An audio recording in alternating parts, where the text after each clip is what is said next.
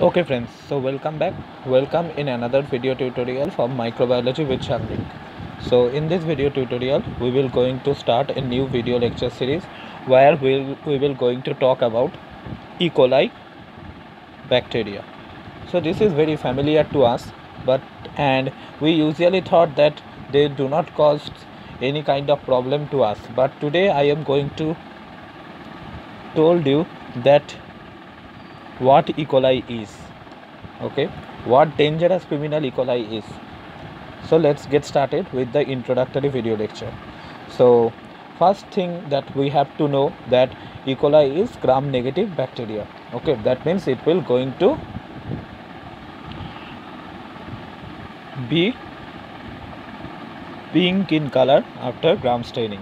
Okay, and it also tells us that E. coli has outer membrane, right, and inner membrane, and in between them a thin peptidoglycan layer present, right. They are facultative anaerobe, that means they usually anaerobe, but they can also live in presence of oxygen. Okay,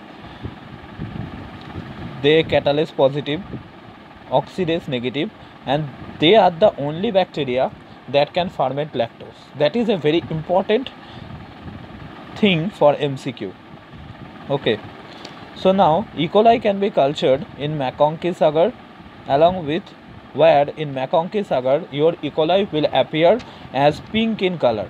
E. coli colony will be appear pink in color due to the lactose fermentation. Remember it, in McConkey agar the lactose fermenter will appear pink in color, and the non-lactose fermenter or the bacteria who cannot ferment lactose will appear colorless.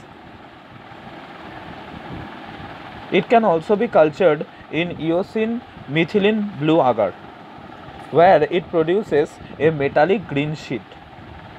Okay, that is metallic green sheen. Okay, so that is how you can culture E. coli. One is McConkey's agar, another one is eosin methylene blue agar. Okay, in McConkey's agar your E. coli will appear pink in color, and in eosin methylene blue agar your E. coli will appear, or your E. coli will form a metallic green sheen. So now let's talk about virulence factors. This is the important thing to know from E. coli. Okay, so the first important thing is the catalase. E. coli have the ability to produce a special type of enzyme called catalase that provide E. coli some extra advantages. Let us talk about this. Okay, and due to the presence of catalase, you know what, person who have affected with Creutzfeldt-Jakob disease, which is an viral disease caused by prion, and also chronic granulomatous disease are at risk of E. coli infection. Let us discuss why. So first thing, whenever any kind of bacteria enters inside our cell, inside our body, our immune cell take care of it. We all know this. So there are two important immune cells known as neutrophils and macrophages. Okay, they produces reactive oxygen species. These reactive oxygen species are too much toxic for the bacteria that are coming inside the body.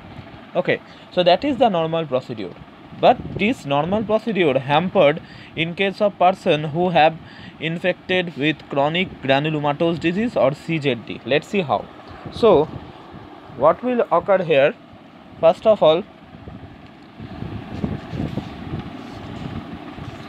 here macrophage and neutrophil try to produce ROS, no doubt about this, but in case of chronic granulomatous disease or it will be CJD containing person have a defective NADPH oxidase. Okay, that means person those are infected with chronic granulomatous disease or CZD, okay, or CJD are having a defective NADPH oxidase. So what is the link of having a defective NADPH oxidase with the production of ROS? Let us discuss. So This enzyme NADPH oxidase is very important for the generation of a active reactive oxygen species. Okay, and as NADPH oxidase is deficient here, a active reactive oxygen species cannot develop here. Okay, and as a result they cannot destroy bacteria. Okay, clear? But under such circumstances, if your bacteria is catalase negative, you are quite luckier. Why? Because it is clear that macrophage and neutrophil cannot produce active ROS with the help of NADPH oxidase. This way is completely closed. But there is another way where macrophage neutrophils will going to borrow hydrogen peroxide from the bacteria. Okay, and this hydrogen peroxide they will use for their production of ROS. Okay, clear? That means catalase negative bacteria, if you have infected with catalase negative bacteria and you have also infected with such kind of disease, then your body will borrow hydrogen peroxide from the bacteria. Okay, and this hydrogen peroxide they will use for the generation of reactive oxygen species. Okay, and that will ultimately kill the bacteria. But it will be also cannot be possible when your bacteria is catalase positive. Okay, because we have already discussed in our staphylococcal aureus video lecture that catalase positive have the ability to break hydrogen peroxide into water and oxygen. Okay, so whenever a catalase positive bacteria invades our immune system and starting to cause infection, neutrophil and macrophage cannot borrow hydrogen peroxide from them because hydrogen peroxide is not present. Catalase have already converted them into water and oxygen. So that is the idea, and that is how catalase is acting here as a virulence factor and protects E. coli from immune system. So here I have explained the entire thing that I have mentioned here. So you can take a screenshot for later study. So now there are some another important virulence factor. One is encapsule, that is our capsule. Okay, so E. coli is capsulated. This capsule will allow E. coli to evade the immune system, and that is how the capsule acting as a virulence factor along with flagella and pili. Flagella will allow E. coli to move and pili will allow E. coli to adhere with the host cell. Okay, so for movement and adherence, flagella and pili helps E. coli. Okay, and another important thing is the endotoxin. Remember it very carefully.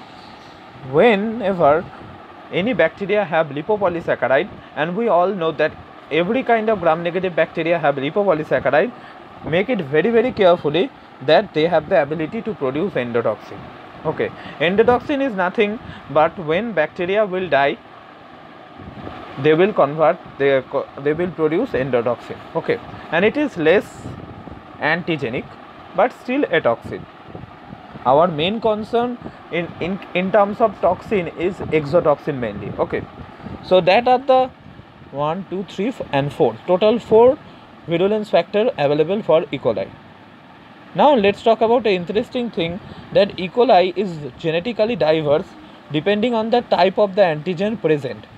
Okay, on the basis of that 3 type of antigen, E. coli can be divided into different serotypes. Okay, I think you have already heard about E. coli 0157.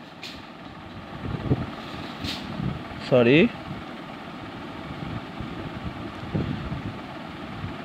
015787.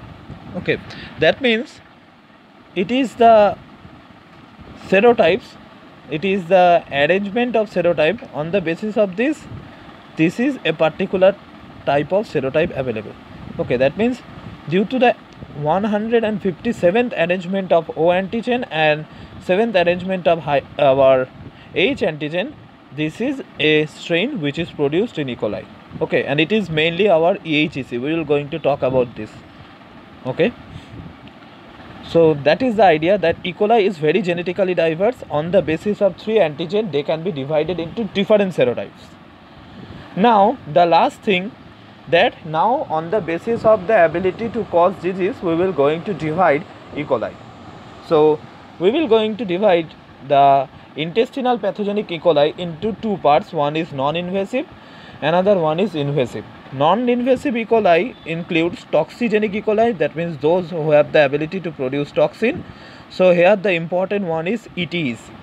It have the ability to produce 2 toxin. One is heat labile toxin, another one is heat stable toxin. If you want, then you can further divide ST into STA and STB. Okay, we will going to talk about them in upcoming videos. Don't worry about this. And invasive part of the E. coli can be divided into more 2 parts, non-toxigenic and toxigenic. Non-toxigenic include EPAC. We have talked about this today. That is, it have the ability to cause pediatric diarrhea, right, along with EIEC. And under toxicogenic there are EHEC, who have the ability to produce Siga-like toxin, okay, verotoxin. So that is the introductory video for E. coli. So I hope this video will be helpful to you. So thank you for listening to this class. Tomorrow we will going to talk about the pathogenesis of ETEC, which is very important to learn. Okay, remember it. If you talk about mode of action, so here 2 things is important, very. One is ETEC, another one is EHEC. EPEC and EIEC are not that much important, but if you want to prepare your exams suggestively, then I will recommend you to learn about ETEC and EHEC, most importantly from E. coli, because they are very important. Okay, these guys are causing watery diarrhea and they are causing bloody diarrhea. We will going to discuss. Okay, so thank you for listening to this class.